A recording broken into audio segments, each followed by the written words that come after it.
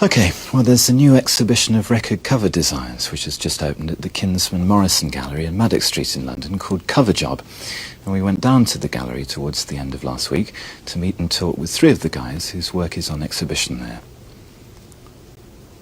Roger Dean, who designs the Yes albums, and Storm & Poe from Hipgnosis. Okay, Poe, how did Hipgnosis first get involved in sleeve design? Through the back door, really. We knew the Pink Floyd in Cambridge, and when we came to London, Storm and I were both at our respective art colleges, although living in the same flat together. Floyd was starting to do some things then, well, they were starting flat, and they came along, and I suppose because we'd been friends, it was sort of the natural thing to say, look, you're in visuals, why don't you have a go at the album sleeve? And that was the first thing we did. Well, the things that you do, Roger, how much do you find that the band themselves, any specific band, want to be involved in the production of the sleeve? There's no rule. I mean, in recent years, there's been fewer bands, and yes, mainly, they wanted to be involved a lot. It's made it infinitely more difficult. I was wondering to what extent you feel that it's important in a way that the sleeve at least reflects the atmosphere of the music on an album. Sometimes. I know that we've certainly done a few sleeves which have related directly to the music and nothing else. I think there's one here in this exhibition, which is Quatermass, where we just heard the music. I think we met the group in the pub once and chatted, and straight from the music, Storm came up with the idea, and we did it.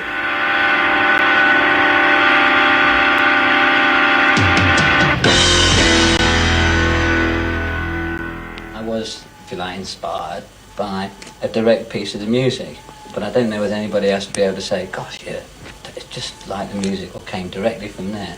But I think most of our stuff is related, yes, in one way or other, to the music or to what the band tell us about themselves, or about what they think a visual could do for them, what kind of visual.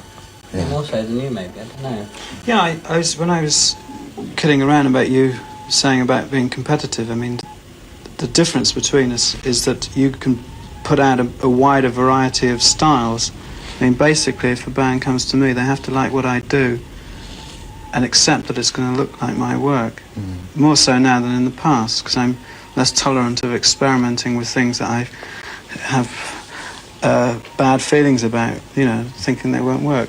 The other thing, too, is I'm much less productive. I mean, I'm doing 2 or 3, 4 drawings a year. You must be able to do at least one a week, one cover a week, probably more. Yeah. No, we don't do that. Several of you for a start. Yes, right. And I mean, you do other things anyway. But there's a whole difference between illustration, I think, or drawing, than there is with photographs. Photographs have a more malleable style, and it is easy to do different things. I don't think that what we did for Quatermass is remotely like Atom Heart Mother for the Floyd, which is always remotely like the Winkies' new cover. They're all different, although they're photographic, and they're not. People, I imagine, and I don't know whether I'm right, I kind of imagine that if people come to us, they come for some general style, but nothing as specific as Roger's. So, Poe, from your side of things then, to what extent are you aware that what you do actually does influence the sales of an album?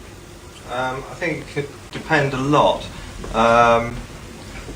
Depends really on, I think, probably the commercial aspects involved, whether particularly, say, group management really want something that's, say, they're a heavy band, they want a heavy picture.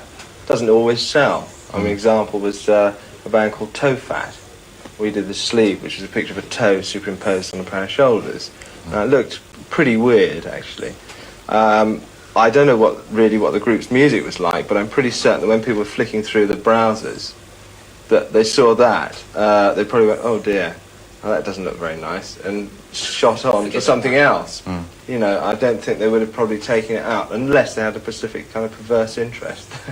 But it works both ways. I mean, you know, sometimes when we do a sleeve which is particularly powerful visually, I mean, I've been into record shops and seen covers which are 4 years old still being displayed.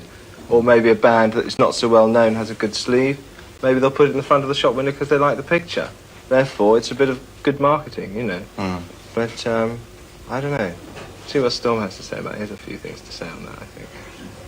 Can you repeat the question? Because I'm not quite sure. Well, there's so many aspects, though, Bob. It's only because there's so many aspects to the question. I'm not quite sure which part you want to know about. But presumably, with each individual thing that you do, you must be aware or relate to the kind of response that you think the people who see the sleeve in a browser rack or whatever, in what way they will relate to what you're doing. Yeah, I think we're aware of it, only so much as we work in a commercial environment. We are commercial artists. But I'd like... Meaning you two? Yes. I'm not an artist, whatever. Commercial designers. But I think that we'd like to think, deep down, that really doesn't have any bearing on it at all. I mean, we like to do pictures we get off on primarily. So that's what I was saying earlier about relationships between the music and the image, is that the relationships may be very private because they're ours. And if people are going to hire us or employ us, or they like what we do, it's because they also get off on our private relationships between the music and the picture. So that when we're coming to do sleeves, we don't think, hello, I wonder what will help sell it, or will it be knickers or tits or whatever is going to help promote this record. We very rarely, but it doesn't mean to say that we aren't concurrently aware of what is perhaps commercial, in apostrophes, and what is uncommercial. But I mean, the subtleties of visuals, what effects, I mean, you may go into the shop and be undecided, well, shall I buy this record cover, this record, or that record, and you may be affected by the cover. But it'll work both ways. You can be unaffected by it, you can be turned off. Who knows? If we had any way of relating the cover to the sales, we'd be able to earn more money, that's for sure. Yes. To what extent do you find, though, that a band really does try and influence you? What resistance do you have to influence that you don't feel is actually right for a particular... Well, I can think of several occasions when people, you know, we've got what we want to do. We've designed it, we know it looks good, and we know it's right. And unfortunately, there are a few people in the world of rock and roll who play guitars, and I don't tell them how to play their guitars, and I wish they wouldn't tell me how to do my record covers. But they do. Because I get the feeling... They get an aura and say, please, you know, they sort of say, oh, look, man, couldn't we just put this, that, and that there? And I really want to say, no, you can't. And sometimes there's a bit of a heavy confrontation. There's an irony in there. I mean, if they choose to employ us, right, and then tell us what to do, there seems to be a kind of irony that seems absurd. We can't always handle it. But equally, it's not to say that some of them don't have good ideas. No, I mean, when true. we did House on the Hill for the audience, which is a long time ago, which is one I'm particularly fond of, and we did that, you know, in close collaboration with the band, and it was a great success. Or this new Genesis one too. You know, you can do it. It's I guess it's when it's obstructive to the point where we feel that they're actually stopping us, you know, not taking any account.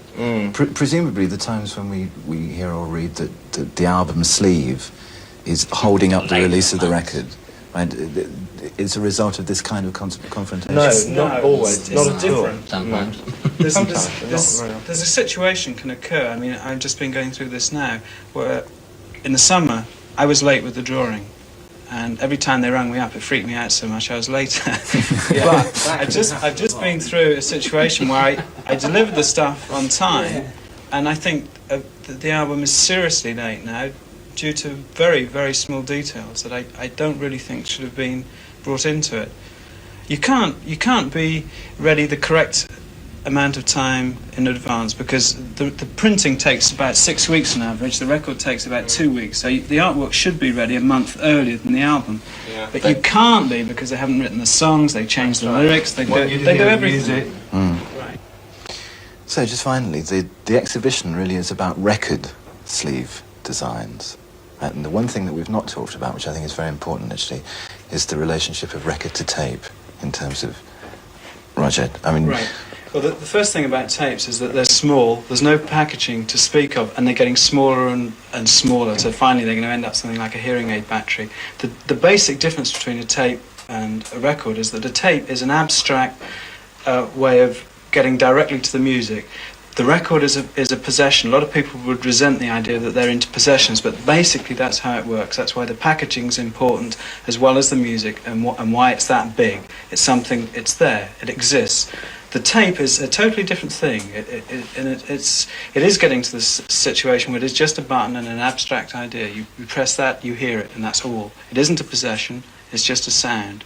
It's a much purer way of doing it in a way, but I think in spite of process to the contrary. People really are into possessions. They're magic objects. They establish identity. They're about their character. They're about all kinds of things. So that's where we're working. That's why it exists. That's why they're important to have the right feeling for them.